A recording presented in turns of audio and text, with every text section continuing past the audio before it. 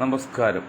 ഞാൻ മൊയ്തീൻ ഷാ വിഷനിലേക്ക് എല്ലാവർക്കും സ്വാഗതം. ബഹുമാനി 2-3 പോയിന്റ് പ്രാദേശികം പറഞ്ഞിട്ട് പിന്നെ ലോകവും പറഞ്ഞ് അവസാനം സംസ്ഥാനത്ത് കിടക്കാം.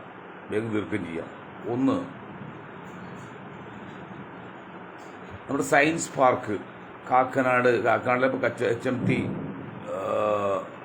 റോഡിൽ, കളമശ്ശേരി റോഡിൽ സയൻസ് പാർക്കുണ്ട്.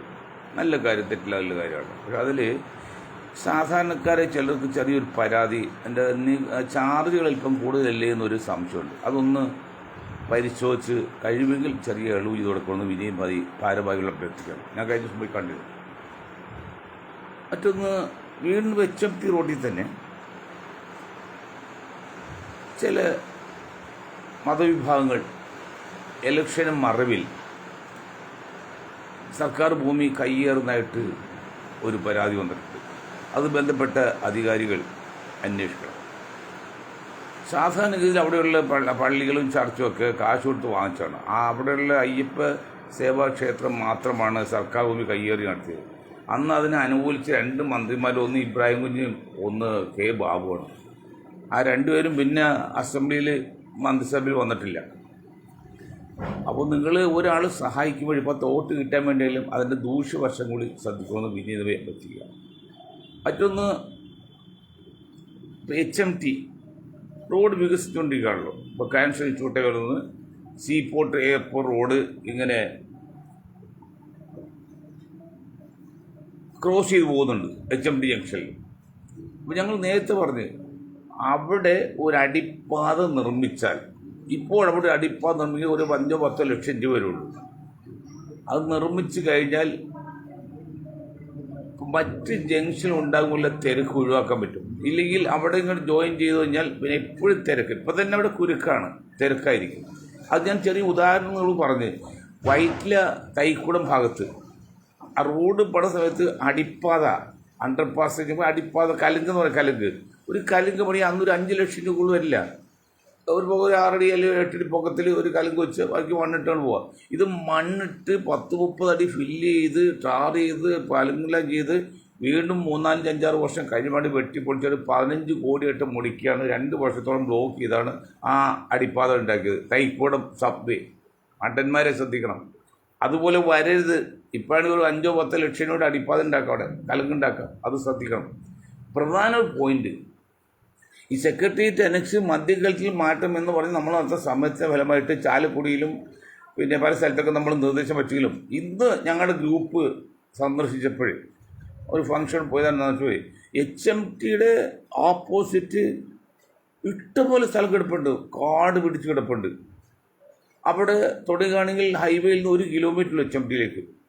അതൊരു പരിഗണിക്കാവുന്ന സ്ഥലമാണ്. അടുത്ത കമ്മിറ്റി നമ്മൾ അത് ചർച്ചയ്ക്ക് വയ്ക്കുകയാണ്. ഇത്രയും കാര്യമാണ് നമ്മൾ ആ പ്രാദേശികം കൊണ്ട് പറയാനുള്ളത്. പിന്നെ വേറൊരു കാര്യം പറഞ്ഞാൽ, കാക്കാട് രജിസ്ട്രേഷൻ കോടികൾ മുടക്കി പുതിയ രജിസ്ട്രേഷൻ ഉണ്ടാക്കി. അതിൽ ആൾക്കാർ ഇരിക്കാനുള്ള സ്ഥലം സൺഷെയ്ഡ് ലെവലിലാണ് ഷീറ്റ് ഇട്ടിരിക്കുന്നത്. എൻ്റെ ഒരു 7 അടി പൊക്കത്തിൽ. അത് കാരണം ഇപ്പോഴത്തെ വെയിൽ കാരണം ചൂടും സഹിക്കാൻ പറ്റില്ല. അത് ഒന്ന് ഉയർത്തി വയ്ക്കുകയോ അല്ലെങ്കിൽ അത് പൊളിച്ച് മാറ്റുകയോ ചെയ്യണമെന്ന് വിനീതമായി അഭ്യർത്ഥിക്കുകയാണ്. പെട്ടെന്ന് കാര്യം പറഞ്ഞു തീർക്കാം. അടുത്തത്, ഉഗാണ്ടയിൽ ലോകകാര്യം. ഉഗാണ്ടിയൻ നേതാവ് പറഞ്ഞു, പട്ടാള മേധാവി പറഞ്ഞു, എനിക്ക് ഒരു ബറ്റാലിയൻ മാത്രം മതി, 42 മണിക്കൂർ മതി ടെഹ്റാൻ കൈയെടുക്കാതൊക്കെ. നല്ല കാര്യം, പറയട്ടെ, എന്താ പറയാൻ അവകാശമുണ്ടോ? അത് പറയാനുള്ള കാരണം, ഇസ്രായേലിനെ ആക്രമിക്കാൻ ഞങ്ങൾ സമ്മതിക്കില്ലതാണ്. ഇസ്രായേലിൽ ഇറാൻ്റെ ബോംബർ വീണ് അല്ലെങ്കിൽ മിസൈൽ വീണ് കുറേയധികം ബിൽഡിംഗ് നഷ്ടപ്പെട്ട് കുറച്ച് ആൾക്കാർ മരിക്കുകയും ചെയ്തപ്പോഴേ ഉഗാണ്ടയുടെ ഈ ആൾക്കൊക്കെ എന്തൊരു സങ്കടവും ദേഷ്യവും കോപവും ബഹുമാനവും ആദരവൊക്കെ വന്ന്, ഏടോ മരമണ്ടന്മാരെ, നിങ്ങൾ മനുഷ്യനാണ്. ഇദി അമീൻ്റെ നാടാണ് ഉഗാണ്ട. ഇദി അമീൻ എന്തുമാത്രം പക്ഷെ മനുഷ്യന്മാർ തിന്ന ആൾക്കാർ, അത്രയും നല്ലൊരു മനുഷ്യത്വമുള്ള ആൾ വേറെ ഇല്ല. അപ്പോൾ അതും ഈ യൂറോപ്യൻ കൺട്രീസ് മോശമായി പിന്നെ റിപ്പോർട്ട് കൊടുത്താണ്. അതൊക്കെ എന്തുമായിട്ട് കഴിഞ്ഞ അധ്യായമാണ്. അദ്ദേഹം പറയുന്നത് അങ്ങനെ ഇസ്രായേലിനെ തോൽപ്പിച്ച് ഞങ്ങൾ സമ്മതിച്ച് ശരിയാണ്. പക്ഷേ അതേ സ്ഥാനത്ത് എല്ലാം പറയുമ്പോൾ എല്ലാം വേണ്ടേ, ആ പലസ്തീനിലെ കുഞ്ഞു മക്കളെ യുദ്ധം ചെയ്തോടെ നിങ്ങൾ ആക്രമിച്ച് കൊന്നു വരാതില്ല. കുഞ്ഞു മക്കളെ കരുതി കോട്ടി തല്ലിക്കൊല്ലായിരുന്നു, ബോംബിട്ട് കൊല്ലായിരുന്നു. ആയിരക്കണക്കിന് കുട്ടികൾക്ക് വന്നപ്പോൾ ഉഗാണ്ടൻ നേതാവ് നിങ്ങളുടെയൊക്കെ മനസാക്ഷിയും നിങ്ങളുടെയൊക്കെ ആ സൗഹൃദ മനോഭാവം എവിടെയായിരുന്നു? മണ്ട ശിരോമണി. ഒരു പരമാധികാര രാജ്യമാണ് ഇറാൻ. ഇസ്രായേൽ അതുപോലെ വെച്ചോ.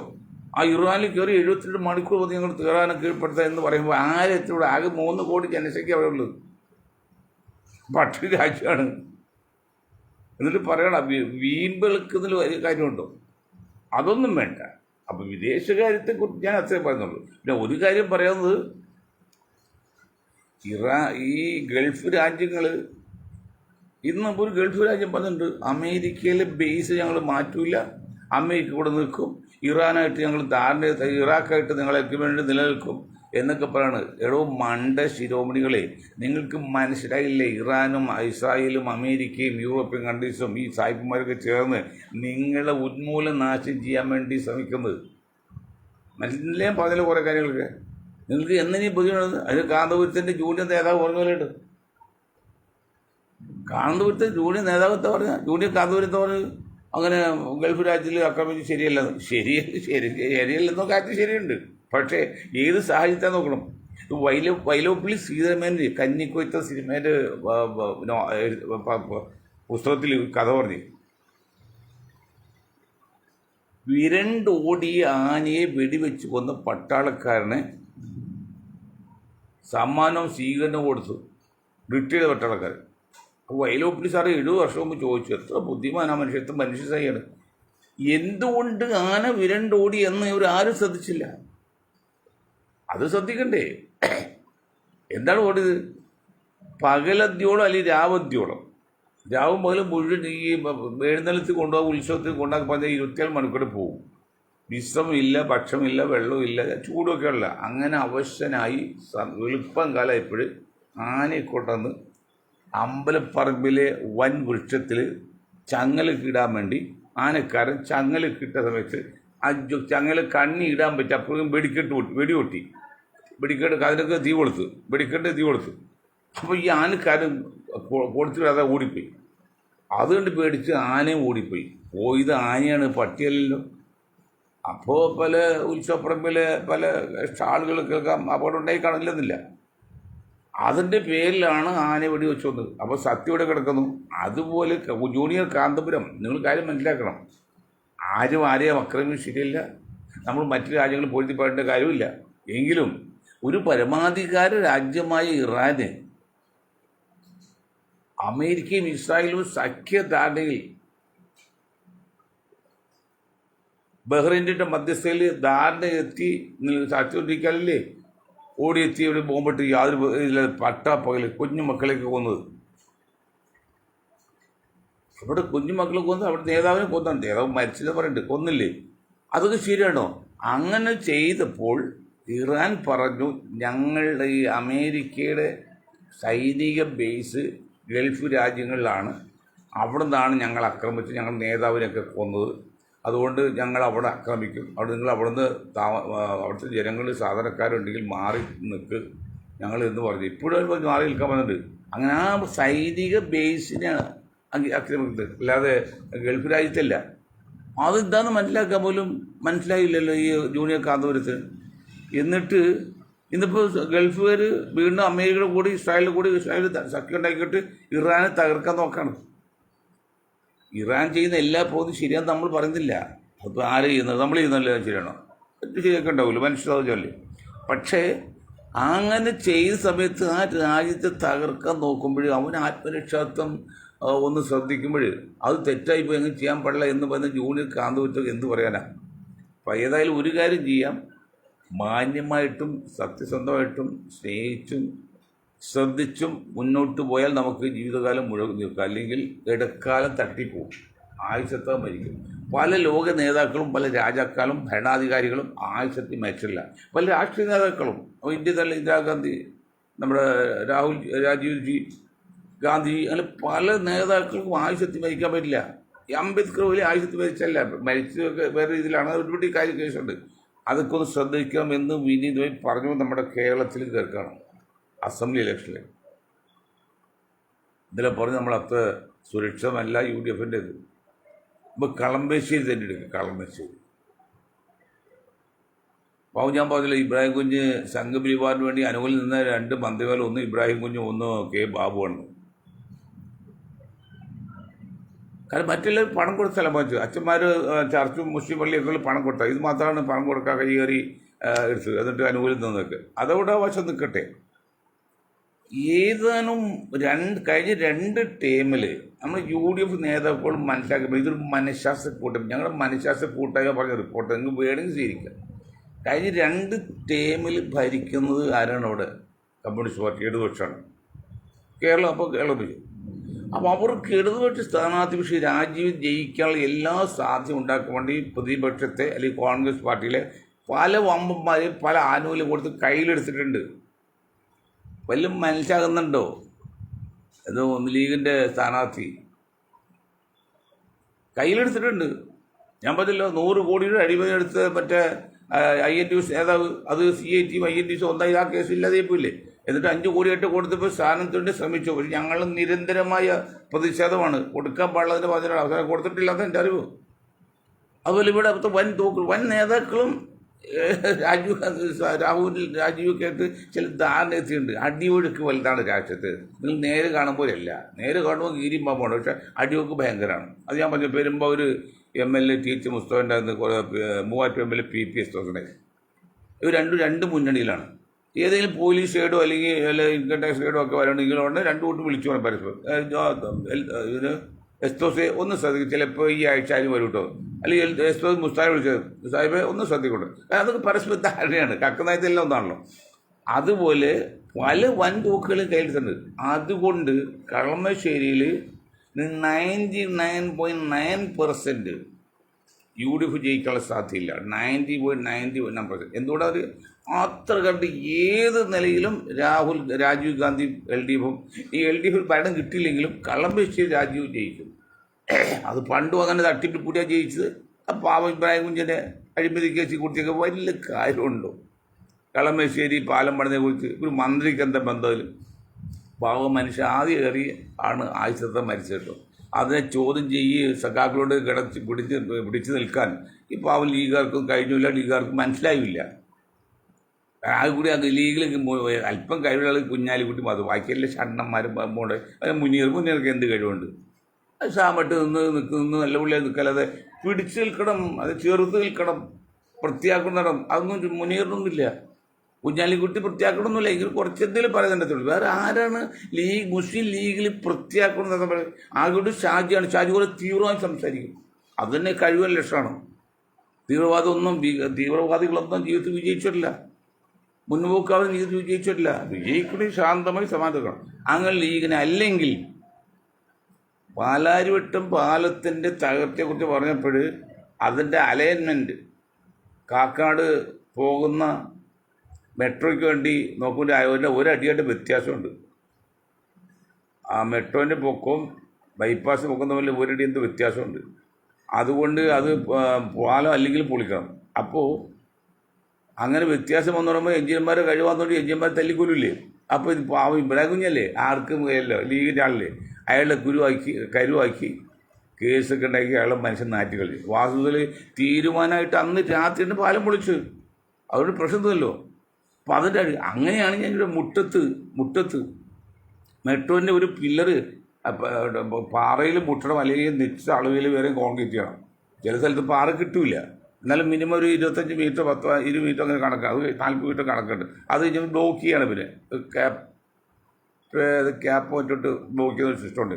എഞ്ചിനീയർ ടെക്നോളജി എനിക്ക് കൂടെ അറിയില്ല. അത് മാറ്റി തൊട്ടടുത്തൊരു വേറെ പില്ലർ വെച്ച് ഒരു കേസുണ്ട്. അവർ വരുന്നത് അതിൽ ഏറ്റവും വലിയതല്ലേ, പില്ലറിൻ്റെ അടിയിൽ മുട്ടിയില്ല എന്ന് പറഞ്ഞാൽ അതാണ് ഏറ്റവും വലിയ അഴിമതി, തട്ടിപ്പും. അതിനൊരു കേസ് ഉണ്ടായില്ല, ആരും വേണ്ടിയില്ല, ലീഗാർക്കും അല്ല, ലീഗ് അറിഞ്ഞു പോലും ഇല്ല. പാവം ഇബ്രാഹിമിൻ്റെ കാര്യത്തിൽ എല്ലാം കോലാഹലമാണ് പത്രക്കാർക്ക്. ഈ പത്രക്കാരെല്ലാം ഉണ്ടല്ലോ, ന്യായമില്ലാതെ അഴിമതി ചെയ്ത് പണം പോലെ ലാഭം വാങ്ങിച്ച് കൈക്കൂലി വാങ്ങിച്ച് എഴുതുന്ന കൂലി എടുത്തു തരാം. ഞാനും ഒരു പത്രാതി വേണം, 9 പോയപ്പോലെ ഷാർട്ട് ടൈംസ് പത്രാതി വരാ, അങ്ങനെ എല്ലാ ദിവസവും ഇറങ്ങുന്നില്ല പറയും. അപ്പോൾ 9 പോയപ്പോൾ ഞാനും പറയാം, അങ്ങനെയൊന്നും ചെയ്യുന്നില്ല. കാരണം അവരെല്ലാം ആത്മാർത്ഥം നോക്കിയിട്ടല്ലോ, പണത്തിന് വേണ്ടിയാണ്. അപ്പോൾ ആ സംഭവം അതുകൊണ്ടാക്കര അങ്ങനെ ഇപ്പം പെരുമ്പോൾ വരും. അതുപോലെ തൃക്കാക്കരയിൽ നിന്നിപ്പോൾ ഞാനൊരു കല്യാണ സദ്യ പോയപ്പോൾ സംസാരിച്ചപ്പോൾ പുഷ്പദാസിന് അവിടെ ഫിറ്റായ സ്ഥാനാർത്ഥിയല്ല, അവർ പോരാത്തതാണ്. പക്ഷേ ഉമാ തോമസിന് അല്ലെങ്കിൽ യു ഡി എഫ് സ്ഥാനാർത്ഥിക്ക് ഒരു ജയം കിട്ടാൻ വേണ്ടിയാണ് CPM കരുതി കൂട്ടി വച്ചാണെന്നൊക്കെ ചർച്ച വന്നു. ഇത് ഞാൻ ഞങ്ങളുടെ ഗ്രൂപ്പ് നേരത്തെ പറഞ്ഞാണ് ചർച്ച വന്നു. ഞാനൊന്നും പറഞ്ഞില്ല, കാരണം പുഷ്പദാസൻ എൻ്റെ വളരെ സുഹൃത്താണ്. അവർ ഭർത്താവ് ആണെങ്കിൽ ദാസൻ, അതിനെ കൊച്ചാപ്പാന്ന് വിളിക്കുള്ളൂ. ഞങ്ങളൊരു മക്കൾ പോലെയാണ്, അങ്ങനെയാണ് കഴിഞ്ഞത്. അവിടെ എനിക്ക് അതിനെക്കുറിച്ച് അവരെക്കുറിച്ച് അഭിപ്രായം എനിക്കില്ല. പാവം സ്ത്രീയാണ്, കുഴപ്പമൊന്നുമില്ല. പക്ഷേ അതിൽ അടിവഴുക്കുണ്ടെന്ന് പറയുന്നത് അതെന്തെങ്കിലും ആകട്ടെ. അപ്പോൾ ആ നിലയ്ക്ക് അവിടെ അങ്ങനെ ഓരോ സീറ്റും LDF കിട്ടാൻ വേണ്ടി എല്ലാ തന്ത്രവും ടെക്നിക്കും കുതന്ത്രവും ഒക്കെ ഉപയോഗിച്ചിട്ടുണ്ട്. ആ രീതിയിലും സതീശൻ കാണിച്ചിട്ടുണ്ടോ? തൊട്ടിനും വെച്ചാൽ സതീഷിൻ്റെ പേരിലാണ് ആരോടും വരുന്നത്. എന്തെങ്കിലും കാര്യമില്ല വരുമോ? സതീശനും കൊടുത്ത ഒരാളല്ലേ നിർബന്ധം പിടിച്ച് കൊടുത്തത് നമ്മുടെ ഷിഹാസിനെ കൊച്ചിയിൽ. ഇന്ന് ലത്തീൻ കത്തോലിക്കാരുടെ പത്രത്തിൽ മുഖപ്രസംഗം ബന്ധിക്കുന്നുണ്ട്. അവർ പറഞ്ഞൊരു പോയിൻ്റുണ്ട്, വളരെ ശരിയാണ് കേട്ടോ. ഞങ്ങൾക്ക് ജനസംഖ്യയ്ക്ക് ആനുപാതികമായിട്ട് സ്ഥാനമാനങ്ങൾ വേണം. ഞങ്ങൾ 14 സീറ്റ് വേണം ലത്തീൻ കത്തോലിക്കിന്. എറണാകുളം, കൊച്ചി ഉൾപ്പെടെ 14 സീറ്റും പറഞ്ഞു. എന്താ അവർക്ക് കൊടുക്കണ്ടേ? ജനസംഖ്യയ്ക്ക് ആനുപാതികമായിട്ട് കൊടുക്കണ്ടേ? തന്നെയല്ല, ജനസംഖ്യയ്ക്ക് ആനുപാതികമായിട്ട് വേണമെന്ന് പറഞ്ഞ് സഭ ഹൈക്കോടതി വിട്ടുകൊടുത്തിരിക്കുകയാണ്. അത് സഭ ഹൈക്കോടതി സമ്മതിക്കുകയും ചെയ്തു 80-20 കേസിൽ. അവിടെ ഈ നമ്മൾ കടുക് ചോദിച്ച് കാണുക, തേങ്ങ ചോദിച്ച് കാണുക പോലെ അവിടെ ഒളിഞ്ഞിരിക്കുന്ന വലിയൊരു ഒരു യുക്തിയുണ്ട്. അല്ലേ? മുഹമ്മദ് സാറ് ഇങ്ങനെ പറഞ്ഞ് ചിരിക്ക് ശരിയില്ല. ഒരു യുക്തിയുണ്ട് ലത്തീൻ സഭാ നേതാക്കളെ. ലത്തീൻ സഭയ്ക്ക് നമ്മൾ ഇഷ്ടം പിന്നോക്ക സമുദായപ്പെട്ട ആളതൊക്കെ, ഞങ്ങൾ പിന്നോക്ക സമുദായപ്പെട്ട സംഘടനയിൽപ്പെട്ട അതൊക്കെ. എങ്കിലും പറയാണ് നിങ്ങളുടെ യുക്തി ജനസംഖ്യയ്ക്ക് ആനുപാതികമായിട്ട് ആനുകൂല്യം വേണമെന്ന് പറഞ്ഞ് നിങ്ങൾ ഹൈക്കോടതി ഇട്ട് കൊടുത്തില്ലേ? റിട്ട് പെറ്റീഷൻ കൊടുത്തു, ഹൈക്കോടതി അംഗീകരിച്ചില്ലേ? അത് ശരിയല്ലേ? ന്യായമല്ലേ? ഇത് ജനസംഖ്യയ്ക്ക് ആനുപാതികമായിട്ട് പ്രാതിനിധ്യം വേണമെന്നുള്ള കാര്യം വലിയ സംശയമുണ്ടോ? അങ്ങനെയെങ്കിൽ നിങ്ങൾ ശ്രദ്ധിക്കാതെ ഒരു കാര്യമുണ്ട്. പുതപ്പിൽ കൊന്തുവരുന്ന പോലെ, കതിൽ പോഞ്ഞ് വഞ്ചന പോലെ 15% സാർ നിങ്ങൾ ക്രിസ്ത്യൻ സമുദായം ആ കേരളത്തിലുള്ളത്. ഓൺലി 15%. അത് 5% കൺവേർട്ട് ക്രിസ്ത്യനാണ്. അവർ ദളിതുമല്ല, ക്രിസ്ത്യാനത്തിൽ മാറി നിൽക്കുകയാണ്. ബാക്കി 10% സാർ ക്രിസ്ത്യൻ സമുദായം കേരളത്തിൽ. കേരളത്തിൽ കാര്യം പറയാം, ആൾ ഇന്ത്യ ബേസിൽ 2% ഉള്ളൂ. ആ 10% ജനസംഖ്യയ്ക്ക് ആനുപാതികമായിട്ട് വരുമ്പോൾ 14 സീറ്റിൽ കിട്ടുന്നത്. 140 സീറ്റുണ്ടെങ്കിൽ 10% 14 ആ 14 സീറ്റിൽ ലത്തീൻ കത്തോലിക്ക് കിട്ടുന്നവരൊക്കെ ബാക്കിയുള്ളവർക്ക് ഒന്നും വേണ്ടേ? അവർക്ക് കൊടുക്കണ്ടേ? നിങ്ങൾ ശ്രദ്ധിക്കാതെ പോയി. കാരണം ഈ വെള്ളാപ്പിള്ള പാർട്ടിയിലും സഭയുടെ പാർട്ടിലൊക്കെ ബുദ്ധിരാഷ്ട്രസഭനും കേന്ദ്രങ്ങളുണ്ട്. പക്ഷെ മണ്ടത്തരം കാണിക്കുന്നത് ഈ സഭയൊക്കെ കാണിച്ച മണ്ടത്തരമുണ്ടല്ലോ. നിങ്ങൾ നേരിട്ട് പബ്ലിക്കിനെയും സർക്കാരിനെ അറിയിക്കാൻ ഞങ്ങൾക്ക് ജനസംഖ്യാനുപാതിക സംവരണം വേണം എന്ന് പറഞ്ഞോടെ നിങ്ങൾ ഇത്രയുള്ളത് മനസ്സിലായില്ലേ? 10-40% ഉണ്ട്. നിങ്ങൾ എന്ന് വെച്ചാൽ ഈ പകുതി 40-50 സീറ്റ് വാങ്ങിക്കൊണ്ടിരുന്ന ഇത്ര കാലം. ഞങ്ങൾ ഇന്നാളെ പറഞ്ഞ് സീറ്റ് കിട്ടി. ഇപ്പോഴും 10% 14 സീറ്റ് പകരം 10-56 സീറ്റായിട്ടേ ഉണ്ട്. 4-8 കൂടുതലുണ്ട്. അത് 40% മുസ്ലിംകൾ കിട്ടിയിരുന്ന 3 ഡസൺ 34 പറ്റുള്ളൂ. അവരും പിടിച്ചു നിൽക്കല്ലേ? അവർ UDF സപ്പോർട്ട് ചെയ്യാൻ നിന്നിട്ട്. അതേ സ്ഥാനത്ത് നിങ്ങളെന്താ മനസ്സിലാക്കത്ത്?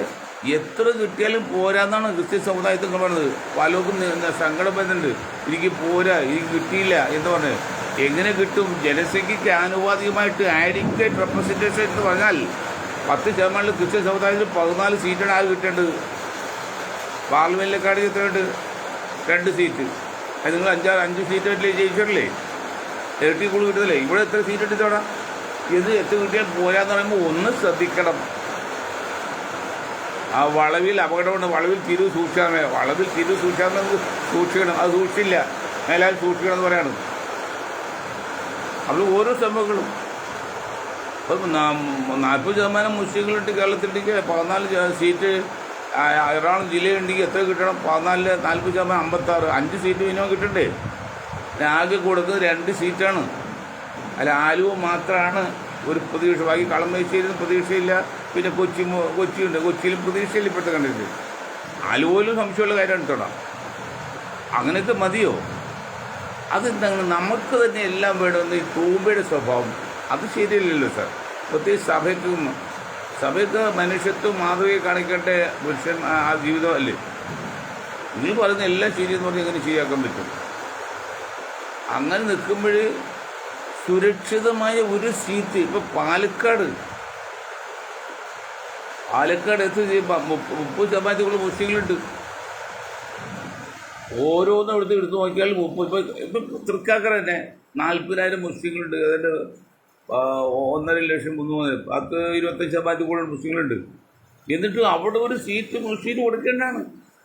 കാരണം തൃക്കാക്കര കംപ്ലീറ്റ് മുസ്ലിം ഏരിയയാണല്ലേ, കറുകപ്പള്ളിയൊക്കെ ഇതിപ്പെട്ടാണ്. എന്നിട്ട് അവിടെ അതില്ല. പണ്ട് അസ്ലിയാർക്ക് കൊടുക്കുമായിരുന്നു, ഇപ്പം അതുമില്ല. പാലക്കാടില്ല, അതുമില്ല. റാവുത്ത് ഷാഫി മാറിപ്പോൾ ഷാഫിമിനെ കൊടുത്ത്. പിന്നെ എവിടെയും ഈ 50 സീറ്റ് മുസ്ലിങ്ങൾക്ക് കേരളത്തിൽ കൊടുക്കാൻ പറ്റിയ സ്ഥലമുള്ളൂ. കൊടുക്കാതെ രക്ഷയില്ല. നിങ്ങൾ ഭരിക്കണം എന്നുണ്ടെങ്കിൽ കൊടുക്കണം. ഇത്തവണ കൊടുക്കാതെ പേരിൽ നിങ്ങൾ UDF അധികാരത്തിൽ വരുന്ന ഒരു പ്രതീക്ഷയില്ല. ഞങ്ങളുടെ ഗ്രൂപ്പ് പറയുന്നത് UDF അധികാരത്തിൽ വരാനുള്ള സാധ്യത 40% ഉള്ളൂ, 60% പോലും ഇല്ലതാണ്. അത്രകൊണ്ട് അടിയൊഴുക്കുണ്ട് കേരള രാഷ്ട്രീയത്തിൽ. അതിന് മെയിൻ കാരണം ഇതാണ്, ഈ മുസ്ലിം സമുദായത്തിന് സീറ്റ് കൊടുത്തില്ല. അതാണ് മെയിൻ കാരണം. കാരണം ഇപ്പോൾ നിങ്ങൾക്കറിയില്ല എന്തുകൊണ്ടാണ് UDF പുറത്തു പോയത്. അറബിക് സർവകലാശാല വേണമെന്ന് പറഞ്ഞ് മലബാർ ഭാഗം മുസ്ലിങ്ങൾ 4 പ്രാവശ്യം വന്നില്ലടോ തിരുവനന്തപുരത്ത് നിങ്ങളൊക്കെ കാല് താക്കാനായിട്ട്. ഈ കുഞ്ഞാലിക്കുട്ടി ഉൾപ്പെടെയും ബക്കറിൻ്റെയും മറ്റേ രമേഷിൻ്റെ സതീഷിൻ്റെയൊക്കെ കാലം നക്കി 4 പ്രാവശ്യം വന്നവർ. 4 പ്രാവശ്യം വന്ന് നിങ്ങൾ കളിയാക്കി വിട്ടുള്ളൂ. കളിയാക്കി വിട്ട് നിങ്ങൾ അവഹേളിച്ചു. അതുകൊണ്ട് അവർ പോയത്. ഇനി വേണ്ട, ഇനി നിങ്ങളുടെ മുമ്പിൽ വരുന്നില്ല എന്ന് പറഞ്ഞാണ് പോയി. ആ 2% വോട്ട് വലതുപക്ഷത്തേക്ക് ചെയ്തിട്ട് വോട്ട് ഇടതുപക്ഷത്തേക്ക് തിരിഞ്ഞു. ആ 2% തിരിഞ്ഞപ്പോഴാണ് 99-98 വോട്ടായത്. അതാണ് കാരണം. പക്ഷെ അതിപ്പോഴും അതില്ല, ലീഗിനും മനസ്സിലായില്ല. കാരണം അത് ശബരിമലയുടെ കഴിവാണ്, അല്ലെങ്കിൽ മറ്റാണ് മറിച്ചാണ്. അതൊന്നും അല്ല, അത് മനസ്സിലാവില്ലല്ലോ. മനസ്സിലാവുകയും പോണ്ട്. അപ്പം ഏത് നിലയ്ക്കും ഒരാളെ എല്ലാ കാലത്തും എല്ലാവരും കുറേ കാലത്തും പറ്റിക്കുകയോ വഞ്ചിക്കുകയോ ചെയ്യാമെങ്കിലും എല്ലാവരും എല്ലാ കാലത്തും പറ്റിക്കുകയോ വഞ്ചിക്കുകയോ ചെയ്യാൻ സാധ്യമല്ലെന്നുള്ള എബ്രഹാം ലീഗിൻ്റെ വാക്ക് കടമെടുത്ത് പറയട്ടെ. കോൺഗ്രസ് നേതാക്കളെ, UDF നേതാക്കളെ നിങ്ങൾ ഈ ഒളിച്ചുകളി ഈ പങ്കുവെച്ചെടുത്ത് നിർത്തണം. നിങ്ങൾ ചില സ്ഥലത്ത് LDF UDF തമ്മിൽ പാർട്ടി അറിയുന്നില്ല, ചില നേതാക്കൾ തമ്മിൽ കൂട്ടിച്ചുകൊണ്ട് ഒന്ന് കളമശ്ശേരിയാണ്. റിസൾട്ട് വരുമ്പോൾ അറിയാം. അപ്പോൾ ഇത് ഞങ്ങളിതെങ്ങനെ അറിയുന്നുള്ളൂ? ഞങ്ങളുടെ ഗ്രൂപ്പ് വളരെ ശക്തമാണ്. അവർ മണത്തറിയും. അവർ മനസ്സാണ് കൈകാര്യം ചെയ്തത്, മനഃശാസ്ത്രം. ജനങ്ങളെ പെരുമാറ്റത്ത് ഉദ്ദേശമുണ്ടെന്ന് ആധുനിക മനഃശാസ്ത്രം പറയുന്നത്. ഞാൻ ഇങ്ങനെ നോക്കിയാൽ അതിന് ഉദ്ദേശമുണ്ട്.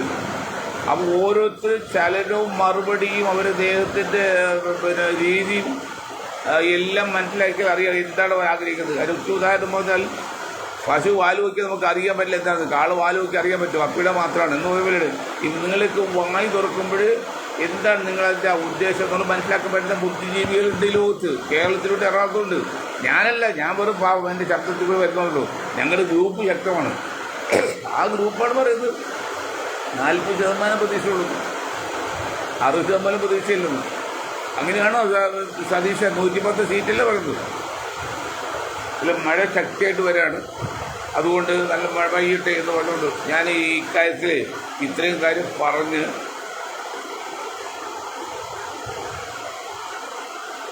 ഞാൻ എൻ്റെ വാക്ക് നിർത്താൻ നിങ്ങൾക്ക് ഒരായി നന്ദി. ജയ് ഹിന്ദ്.